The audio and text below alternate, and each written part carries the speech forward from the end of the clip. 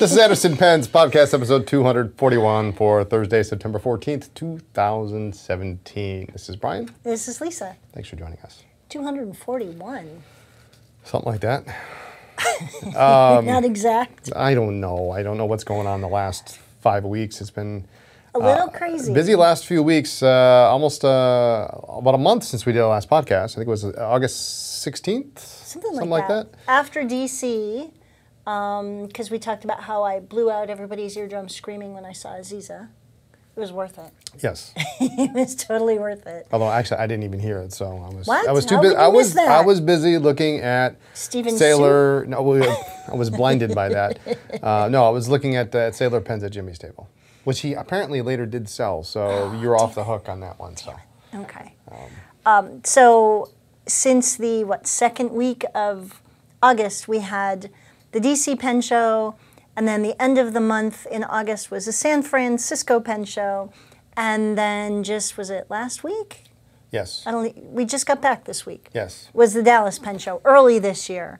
And as we were leaving, our dear, dear friend Brandon Lee said, "See you in 3.5 weeks." And I'm like, no. We're home for 5 weeks. And he's like, "No, you're wrong." So we both got out our phones.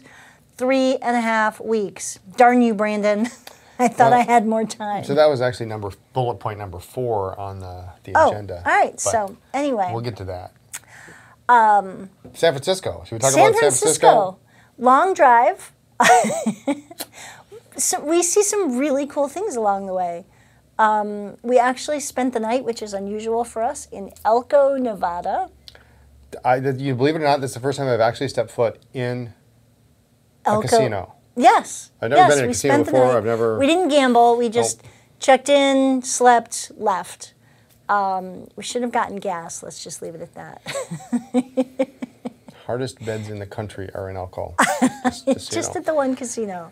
Actually, it was quite comfortable, all things considered. It sure beats sleeping in the car. So. But spent the night, got there. I don't even remember the show, to be honest. Super well attended, as always. Very well organized. Every year it gets better. We've been there since the second year, and this is the fifth year this year? Fifth, this maybe. At least our third. Yes. Good show. Really good show. Yep. As I said, very well organized. We did get to spend some time with Patrick from Robert Oster Ink Company, and that was fun. Patrick is awesome. Yeah, he's quite a character. Yeah.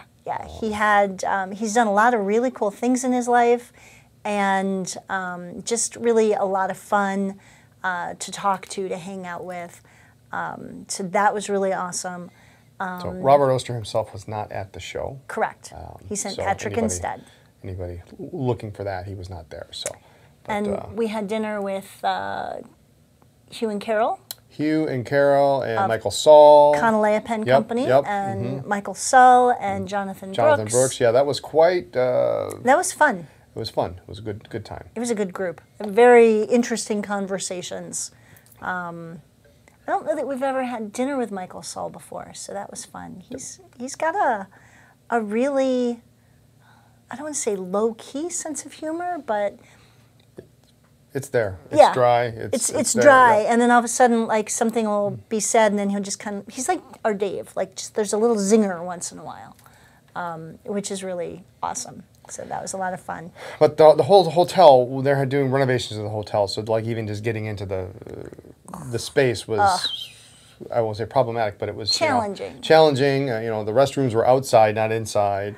I have to say that when I heard that the bathrooms were in a trailer outside, my first thought was, oh my God, they're like porta potties. It's the nicest trailer I've ever seen. They were the nicest trailer. Temporary bathrooms. In fact, we've been in, maybe this is something more with us than them, but we've been in much worse restrooms on the road than these. These were... In hotels, yeah.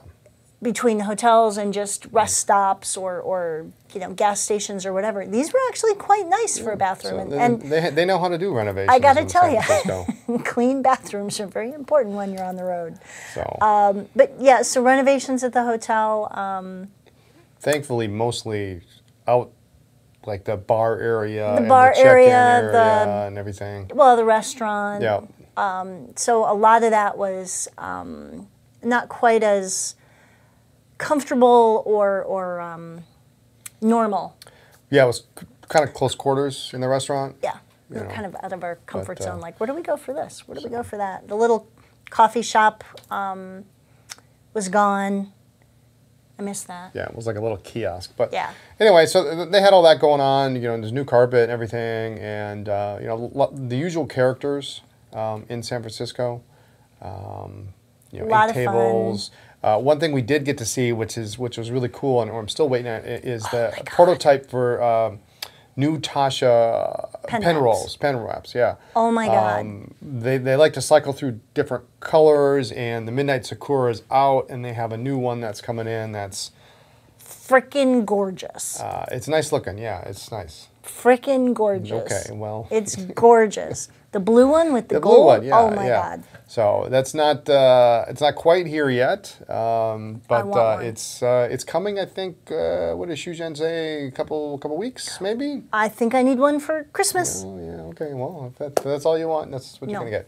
It's one of them. So we did get to see that, and anything else of note on San Francisco? We can move. I don't even remember who was there.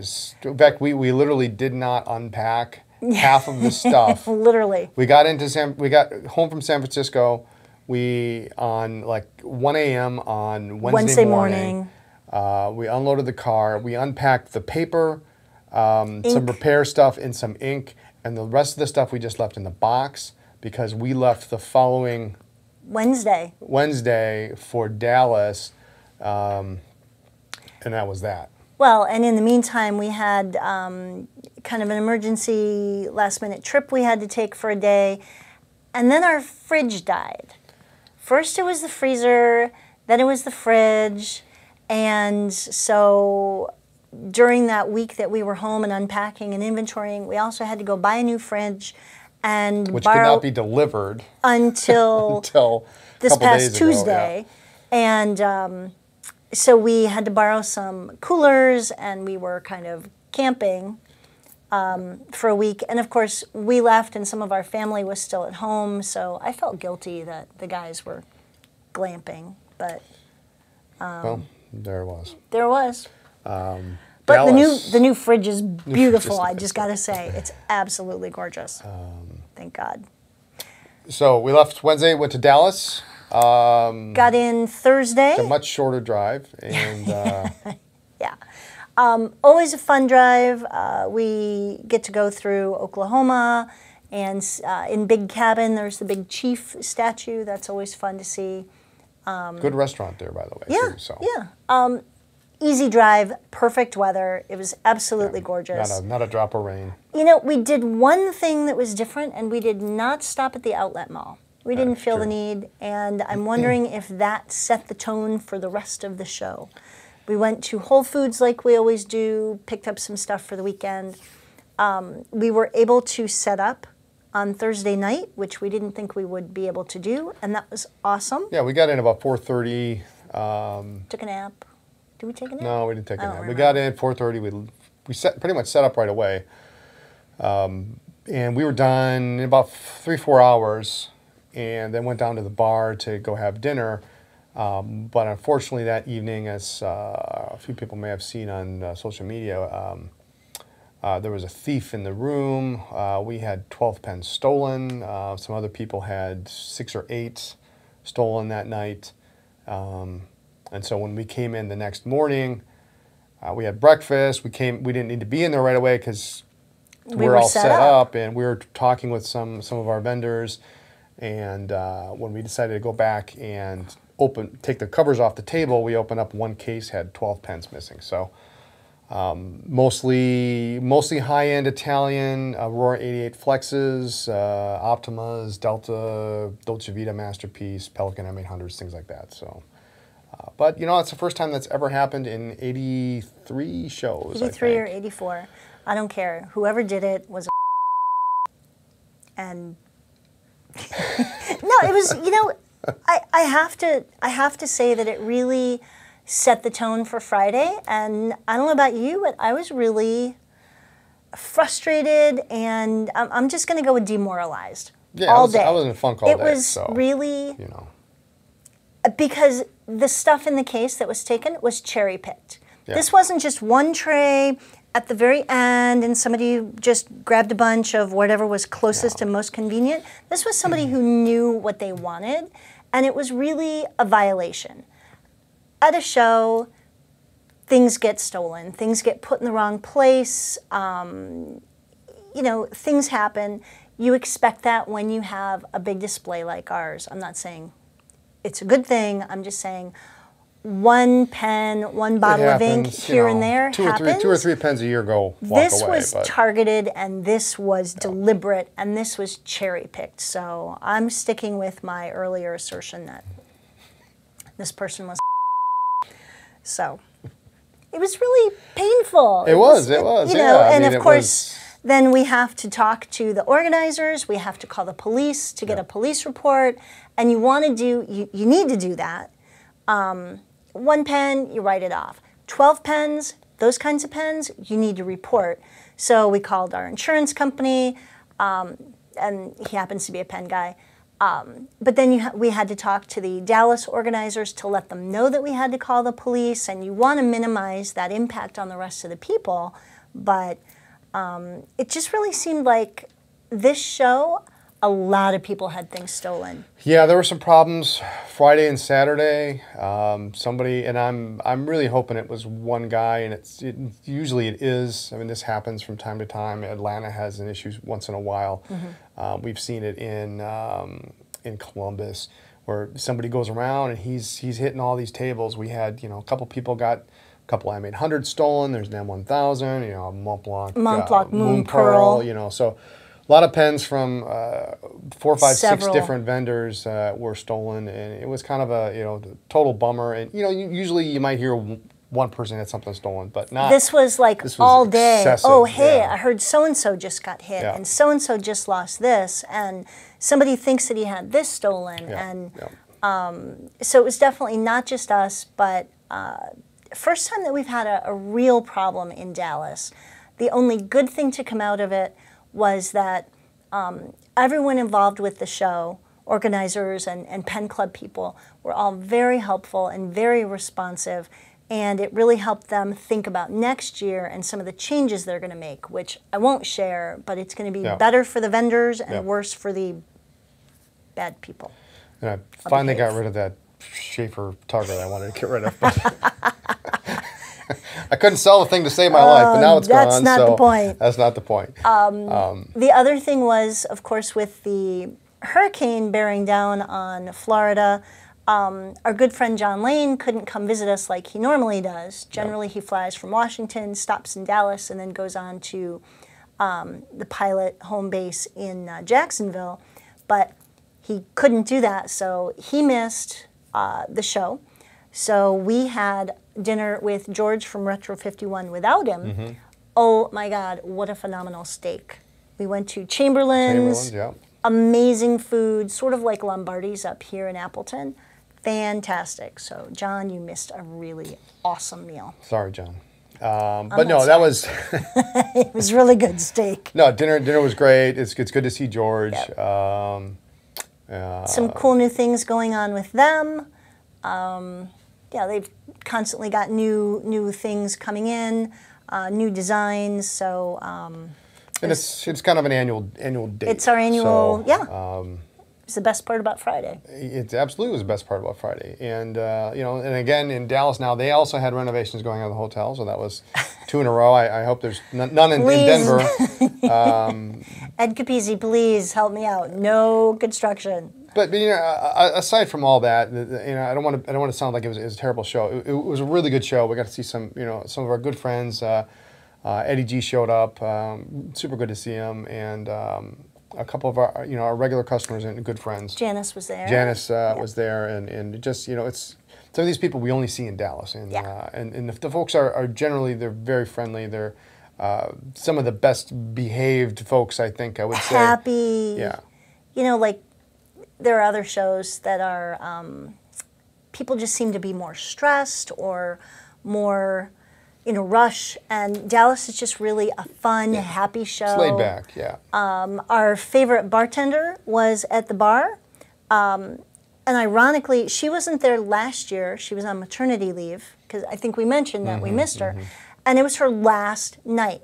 She was leaving to go to another hotel, so at least we got to see Ben before she left. So it was just really kind of a bad news weekend the whole time. But there were some great pens, though. Really, there were. I mean, I went through walk around. What did you see? Friday morning. Did you buy these? Pete Kirby has some of the most amazing pens. He's got 2 or 3 tables. Conklin Crescent taper caps, black hard rubber. Waterman 418s. All right. They're not in there. Okay. Sterling 418 filigree overlays. Really, I mean, just amazing Watermans. Good stuff. I don't think I looked at anything. Couple sailors that I wanted to buy, I couldn't pull the trigger on them. Price seemed a little bit too high. Some vintage 90s-ish sailors. But, they'll still be around. And I think... I don't think I looked at anything.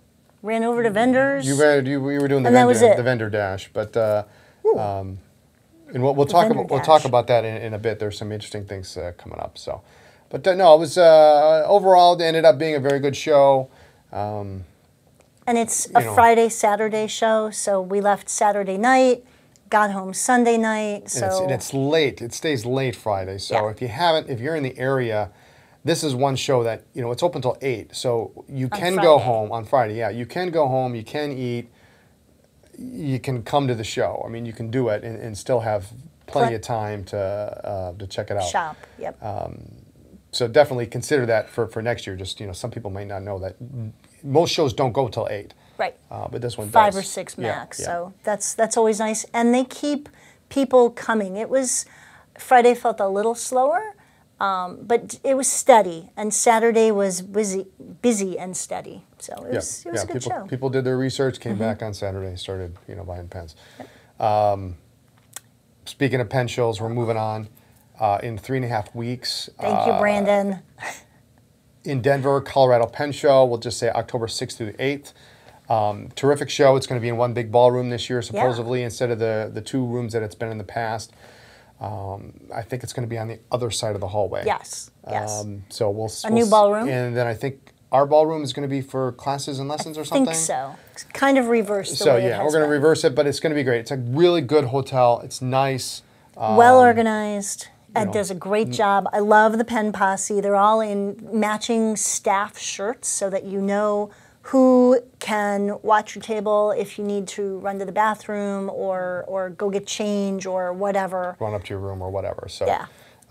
And good pens. Mike Masayama's going to be there this year. That'll be great. He rotates every other year, so I believe he's going to be there. So there'll be nib people there. There's going to be repairs. I mean, anything you want is going to be there. Good show.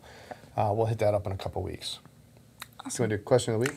We have a question of the week. We have a question of the week. I love these. Ta-da! I know. Let's see.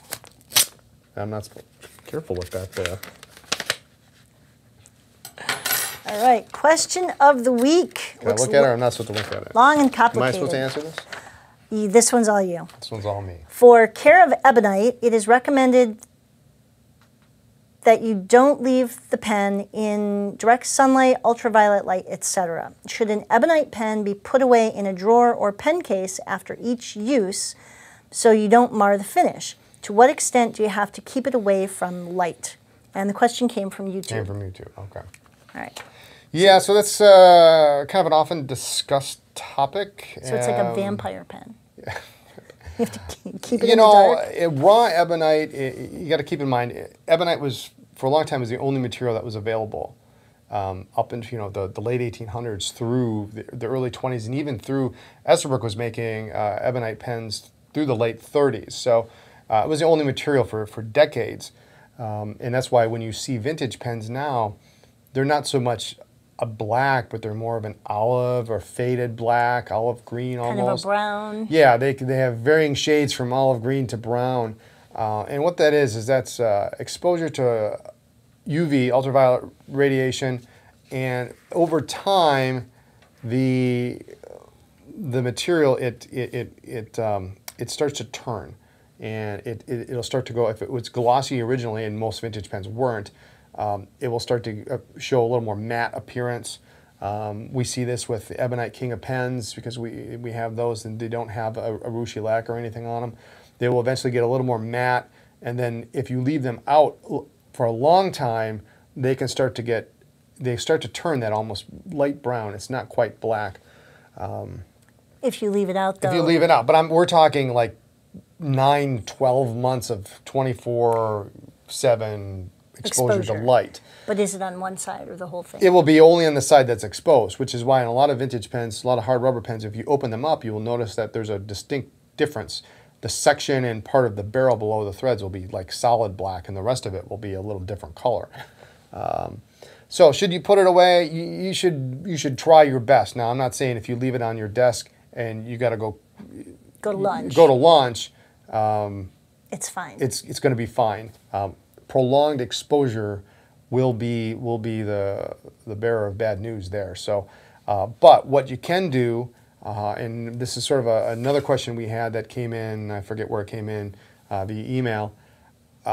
Is you can polish that. If it's smooth hard rubber, you can just polish that, and it will remove just a tiny layer off the top of the material, and there'll be solid black underneath. Now, what do you use for that? Don't use micromesh. I don't necessarily recommend micromesh. Use a liquid polish. Microgloss will work really well. Semichrome will work. It's a little more abrasive. I try to use something that's not quite micromesh abrasive. Yeah, I would use microgloss, which is a liquid 0.1, 0.5. Put it in a cloth, infuse the cloth, and then rub it, and then that's all you need to do. Micromesh can be just a little bit too abrasive, and you usually have to use it wet. If you don't use it wet, you'll wear the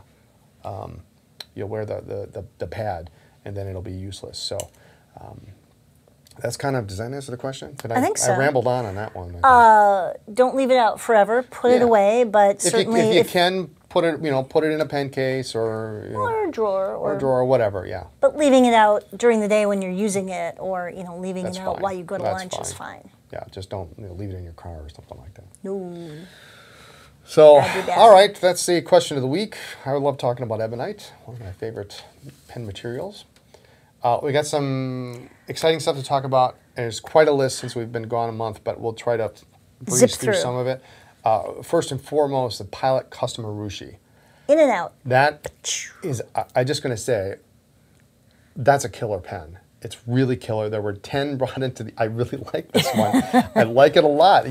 That's a Montblanc. Sorry. Okay. I'm just making sure. I love Sailor. I like Pilot a lot too.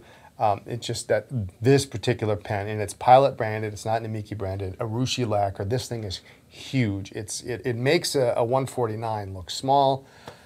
They brought 10 into the country. We had 2. They're gone. Thank God. Unfortunately. Fine, medium, broad, but we are getting more in. We are. And is one of them going to become part of the stack for the next giving events? Oh, I have to hit you when you're in a really good mood. What are you saying? I'm just saying that's a lot to ask because it is not. I have it on record. It's a lot to ask. Can I get that?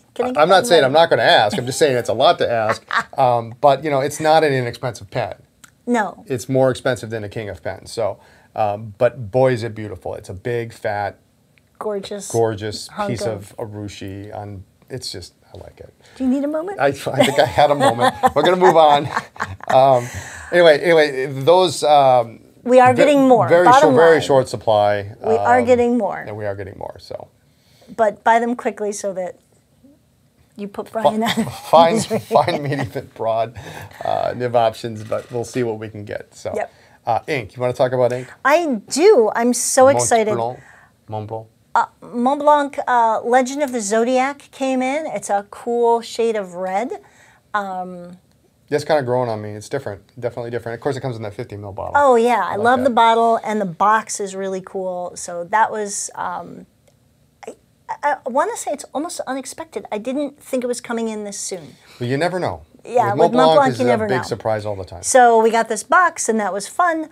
I think more exciting to me was the Kobe ink that came in. Yep. We had that in time for San Francisco. Yes, yes. In fact, we asked for a little bit more to be delivered to San Francisco, which turned out to be a little funny story there. And so we have that on the site, and we also now have samples if you're not quite sure, but these are gorgeous. Yeah, there's some really nice, absolutely nice looking colors in there. Some nice blues, and everything looks good. So we don't have all the Kobe. There's just a selection of them that we brought in, but eventually we'll bring in more. We try to pick the most popular colors first, since there's quite a number of them. So many to choose from. So much love to Atoya for bringing those in. And and the samples are now available. So if you want to pick something out, we have try those. a sample. Pens. Now this is going to show up next week, but we picked this up in Dallas, and it's really killer. One of us was very excited. I like this. I really like this. Do. It's a platinum Izumo in the Bombay Black wood. Comes in 2 versions, matte and the gloss, which is killer. More than the custom urushi killer? No. These are 2. You could buy 2 Izumos for the price of the custom urushi. Is really what it gets to. But you were excited when we saw I was these. excited. You know what? They're a little bit longer than the standard urushi version of the Izumo.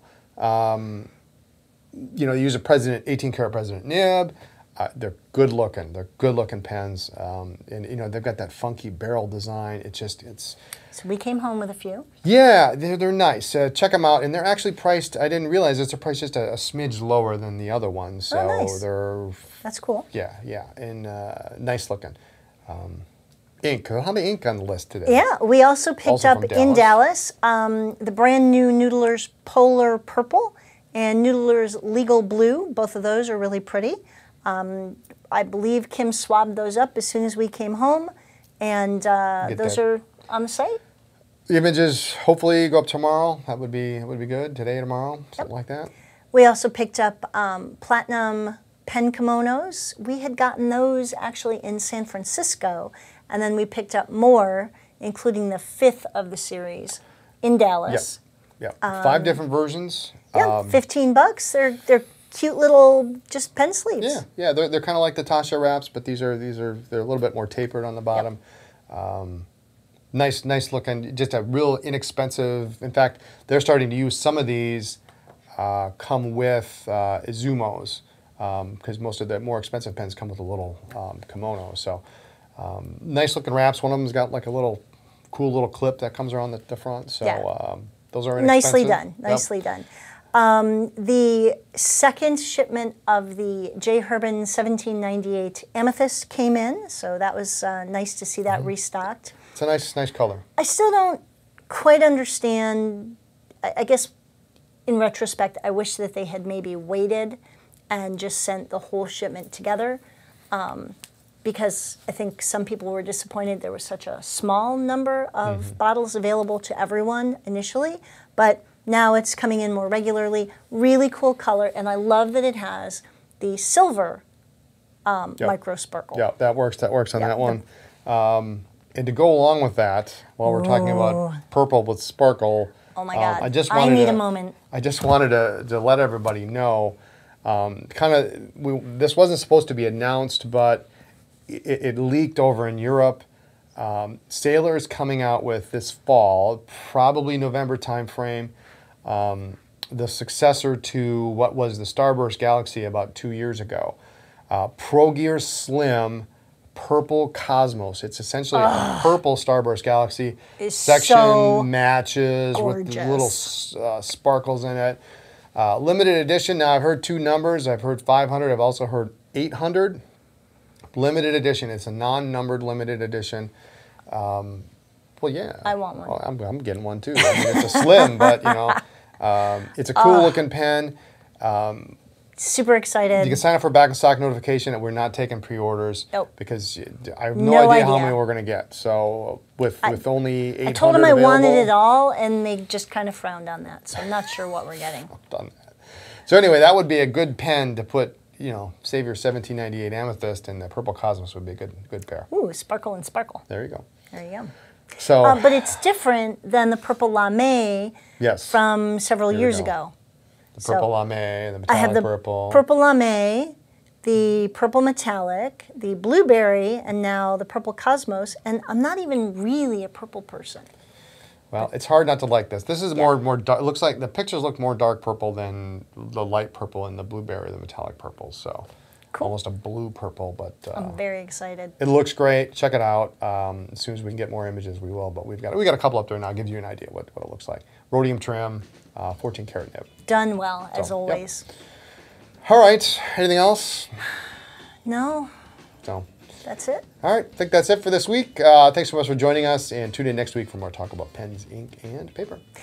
Follow the blog for news, ink reviews, all sorts of fun videos, and check us out on social media as Anderson Pens. See you next week. Have a great day, everyone. Bye.